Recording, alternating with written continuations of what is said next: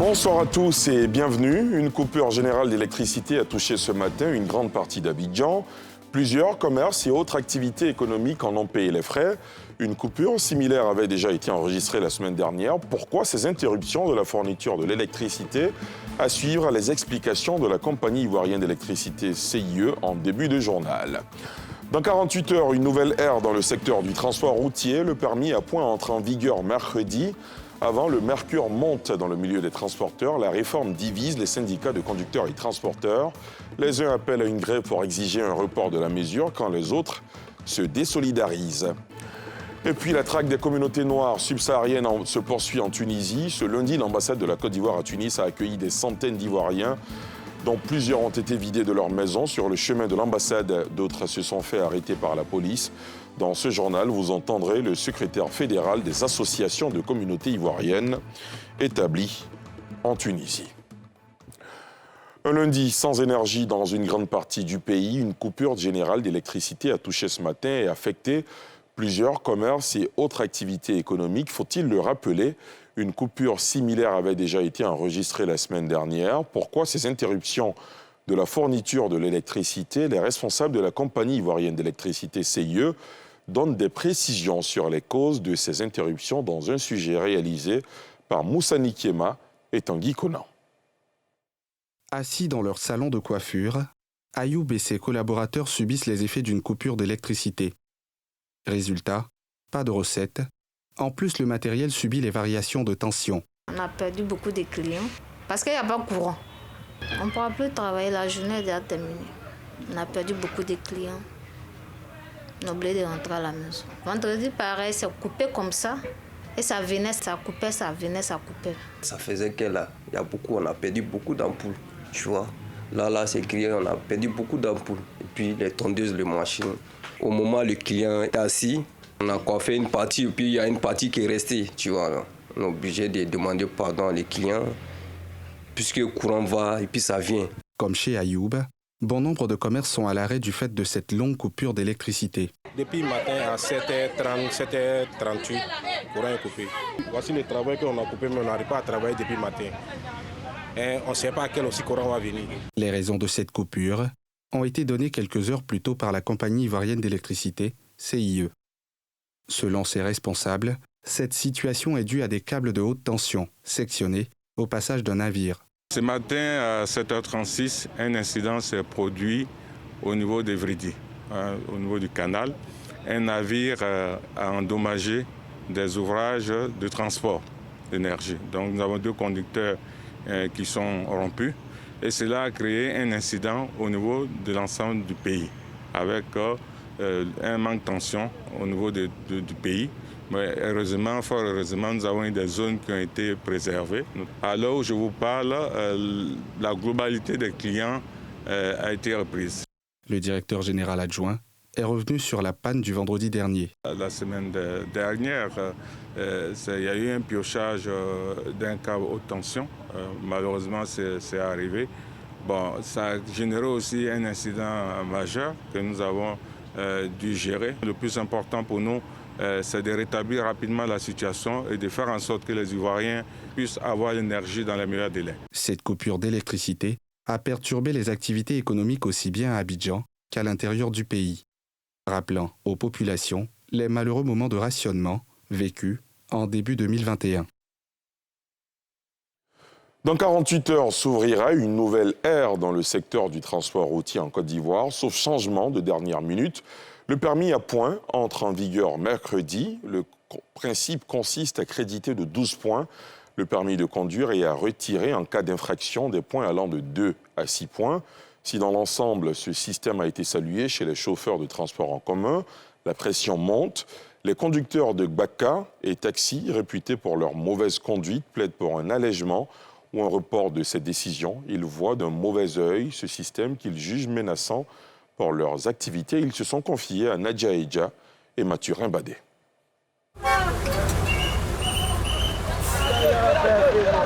L'ambiance des gares, Ahmed Doumbia y est habitué.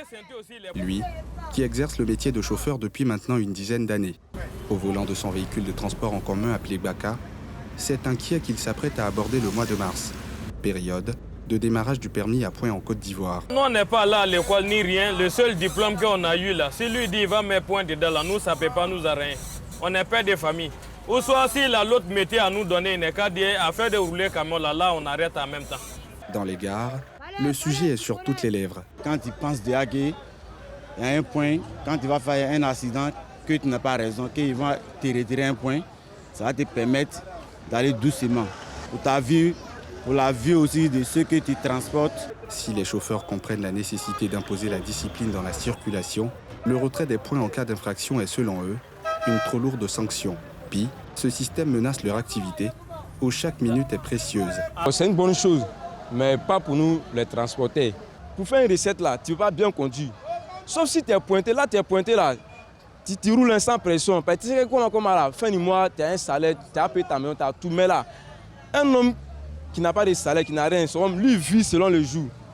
Maintenant, est-ce que lui, de vous à moi, il peut suivre bien les règles du jeu? C'est impossible. Moi, mes chauffeurs qui les connaissent, et puis ils connaissent leur conduite. Ici, là, ça ne les arrange même pas. Si l'État même a mis ça au dit dans un an, là, peut-être moi, mes chauffeurs, là, s'ils sont 40, là, ils me retrouvent au moins 10 comme ça. Voilà, parce que là, leur conduite, là, ils connaissent. Ça ne veut toujours point sur leur permis. Tout un coup, ils gagnent un contrat au dit. On dit, il y a un moment, si je peux, où le camion est renversé, ou soit ça est comme si embouteillage. Donc il est obligé de frôler un peu. Même angoisse chez les chauffeurs de taxi qui plaident pour un report de la date de mise en application.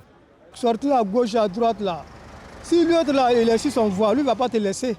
Dans toi, si tu es pressé, vous allez rentrer, il va te coigner, ou tu vas le coigner. Mais tout ça là, c'est question de voie. Il n'a qu'à arranger, c'est tout. Après arrangement de voie, là premier, c'est combien de masse? Premier masse. Après demain, là, c'est tout prêt. Il n'a qu'à laisser au moins 3 ans de cela. Là, on peut continuer à enlever les points sur le permis maintenant. Doté d'un capital de 12 points, ce système qui entre en vigueur à partir de ce 1er mars vient pour discipliner les automobilistes et réduire les accidents de la route. Les points retranchés vont de 2 à 6 en fonction de l'infraction. Une fois retirés, les points peuvent être remis après un stage dans un centre agréé ou après une période de 2 ans pour les infractions de 2 à 3 points, 3 ans pour les infractions à 4 points et 4 ans pour les infractions à 6 points si aucune autre infraction n'est commise. Comme vous venez de le voir à 48 heures de l'entrée en vigueur du permis à points, le mercure monte dans le secteur du transport routier. La nouvelle réforme visant à freiner la courbe des accidents graves de la circulation divise les acteurs dont des syndicats de conducteurs et transporteurs. Les uns appellent à une grève pour exiger un report du démarrage du permis à points quand les autres se désolidarisent, plaidant plutôt pour la hausse du capital point à 18 contre les 12 prévus. Un reportage de Thiemé Dandje et Eric Kimon. Le permis à points, nouvelle arme de lutte contre les graves accidents, entre en vigueur mercredi 1er mars prochain. À 48 heures, la mesure divise des acteurs du milieu des transports, dont les organisations associatives et syndicales. Les premiers mécontents appellent à un arrêt de travail de 72 heures à compter de mercredi. Quand vous allez voir que le président de la République est en train de faire, les chantiers ne sont pas encore finis. Quand on va finir la formation qui se passe actuellement, là nous pouvons passer projet de permis à points. À l'heure actuelle, le permis à points n'a pas sa place. Parce que nos chauffeurs ne sont pas formés. Nous vivons de ça. La sensibilisation des permis à points n'a pas passé dans nos secteurs d'activité. Il n'y a pas un président syndicat qui peut dire qu'il a reçu une information sur le permis à points. Il ne peut même pas vous détailler. Mais si ça n'a pas été réglé, nous sommes obligés de garder les véhicules jusqu'à nos problèmes seront pris en compte. Ce mot d'ordre de grève n'est pas à l'ordre du jour pour ces autres acteurs. Réunis au sein d'une fêtière de plus de 10 organisations du milieu, eux aussi donnent de la voix. Ici, l'on plaide plutôt la révision à 18 du nombre de points contre 12 et la mise en place du dispositif opérationnel qu'induit le permis à points. Le manifeste ayant été remis à l'autorité et dans l'attente d'une rencontre avec le ministre des Transports, sommes-nous surpris d'apprendre par les réseaux sociaux une grève lancée par certains camarades sur réclamant des mouvements qui, par ailleurs, ont participé à l'élaboration du manifeste remis au ministre des Transports. Dès lors, le ministère des Transports s'est rendu disponible pendant les discussions et nulle part il n'a été question d'un mépris du contenu du manifeste qui lui a été adressé. Nous ne trouvons pas la nécessité d'une grève. C'est pourquoi nous appelons tous les transporteurs, les chauffeurs, les auxiliaires du transport routier de vaquer à leurs occupations habituelles. Par ailleurs, le permis à points vient nous rappeler notre vocation de syndicalistes qui consiste à encadrer, éduquer et former nos mandants. C'est le lieu de saluer les camarades qui initiés et poursuivent la sensibilisation à Abidjan et à l'intérieur du pays. 48 heures avant, réunis en session ordinaire, les délégués du Haut Conseil des transporteurs avaient, eux, adopté la même démarche, appelant le ministère de tutelle à revoir le nombre de points et la mise à norme de l'ensemble du trafic routier concerné par la mesure. Je vous le disais en titre, la traque des communautés noires subsahariennes se poursuit en Tunisie. Ce lundi, l'ambassade de la Côte d'Ivoire à Tunis a connu un afflux important d'Ivoiriens dont plusieurs ont été vidés de leur maison. Ils répondent à l'appel du gouvernement ivoirien qui organise les retours volontaires en Côte d'Ivoire. Malheureusement, sur le chemin de l'ambassade ivoirienne, plusieurs d'entre eux se sont fait arrêter par la police tunisienne, selon le secrétaire fédéral des associations de communautés ivoiriennes en Tunisie. Je vous propose d'écouter ces explications recueillies il y a quelques instants devant l'ambassade ivoirienne où sont massés les candidats au retour en Côte d'Ivoire. Il faut noter que ce retour volontaire a été initié par l'ambassade de Côte d'Ivoire depuis août. Et depuis août jusqu'à décembre, l'ambassade a enregistré 377 personnes. Et après l'appel pour le retour volontaire, il n'y a eu que 77 personnes qui se sont manifestées pour le retour. Donc aujourd'hui, avec ce que nous avons rencontré, c'est-à-dire les arrestations, les emprisonnements, et n'est-ce pas, les personnes qu'on chasse de leur domicile, les Ivoiriens ont décidé de rentrer en Côte d'Ivoire. Et depuis vendredi à aujourd'hui, nous avons 600 personnes inscrites sur la liste du retour volontaire. Et aujourd'hui, nos doléances sont les suivantes.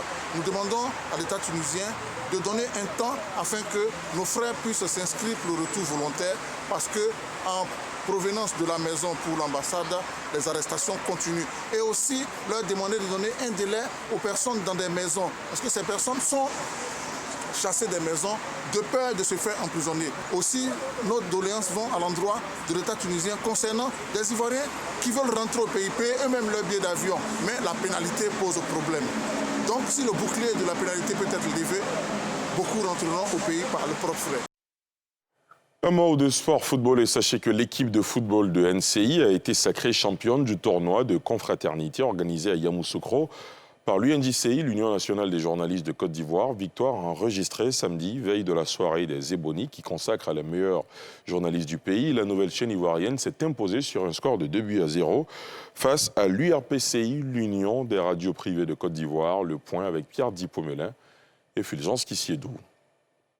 Le trophée du traditionnel tournoi de la confraternité, organisé par l'UNJCI, Union nationale des journalistes de Côte d'Ivoire, a été remporté par l'équipe de football de NCI qui s'est imposée 2-0 lors d'une finale très disputée face à l'URPCI, Union des radios privées de Côte d'Ivoire. La nouvelle chaîne ivoirienne, qui est à sa toute première participation à ce tournoi, a fait un parcours parfait lors des phases de qualification. Selon Cheikh Ivan, le capitaine de l'équipe, par ailleurs meilleur joueur du tournoi, cette victoire est le fruit de la rigueur et de la discipline que les joueurs se sont imposés. La recette magique, ça a été la discipline. On a demandé à nos coéquipiers de rester disciplinés. On a évolué sur 2 terrains qui sont de dimension inhabituelle, pour ne pas dire non conventionnelle. Le stade de la haute fréquence de la RTI, qui est une petite surface sur laquelle on joue quand même le hors-jeu. Et ce stade qui, en largeur, n'est pas si impressionnant, mais en longueur est quand même impressionnant, donc c'est encore un peu difforme. La consigne, c'était de dire, ne vous embarrassez pas de fioritures, évitez les dribbles en point finir, jouons en 1-2, première chose. Deuxième chose, on n'est pas endurant parce qu'à la base, on n'est pas des footballeurs professionnels, donc il faut plutôt faire circuler le ballon plutôt que de circuler soi-même. Et ça a payé avec l'équipe. C'est un tournoi auquel on prend toujours plaisir à participer. À titre personnel, on a remporté plusieurs trophées sous la casquette Nostalgie. Aujourd'hui, c'est la casquette NCI. On s'en réjouit au plus haut point. C'est une compétition qui doit se poursuivre puisqu'elle prône évidemment la confraternité. Le journalisme rime avec confraternité. C'est totalement logique. Le vainqueur part avec un trophée, une enveloppe, un ballon et un jeu de maillot. Le tournoi de la confraternité fait partie des grandes activités de l'UNJCI dans la foulée du week-end de la soirée des Ébonies. Ce soir, exceptionnellement, ce journal s'arrête ici. Dans quelques instants, vous pourrez suivre la cérémonie des trophées FIFA de Best, récompensant la planète football sur une année, ce qui se déroule ce lundi soir à la salle Playel de Paris. Et NCI, évidemment, vous offre cet événement en exclusivité sur ses antennes. À partir de 19h50, on saura qui de Lionel Messi du Paris Saint-Germain ou de Karim Benzema du Real Madrid, sacré Ballon d'Or, faut-il le rappeler, remportera ce trophée FIFA de Best pour cette année. Voilà, c'est ici que prend fin ce journal préparé par l'ensemble de la rédaction. Demain, d'autres actualités avec Mélina Makissi. Je vous souhaite de passer une excellente soirée sur la nouvelle chaîne ivoirienne.